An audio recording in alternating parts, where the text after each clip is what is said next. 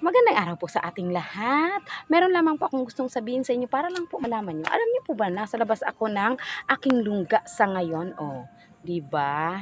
Para maiba naman ang ganda ng view. Andito po ako sa overlooking. Sarap sa pakiramdam. Presko ang hangin, nakakawala siya ng stress. Oh, yan, tingnan niyo po. Oh, 'di ba? Siya nga po pala, meron pong nagpapa-shoutout na naman sa atin ngayon, si Angelica Vargas. Angelica Vargas, shoutout sa iyo, be, ang ganda mo.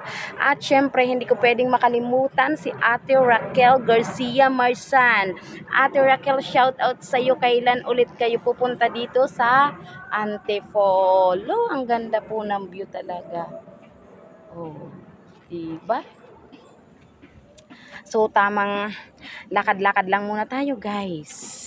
Paminsan-minsan, lalabas din tayo ng ating mga lungga nang makakita naman tayo ng ibang view, hindi yung puro na lang yung nasa loob ng lungga natin ang ating mga kita. O, di ba? Kapag lumabas-labas ka ng lungga mo, syempre makakasagap ka ng kakaiba at makakita ka rin ng kakaiba, kagaya ngayon. O, di ba?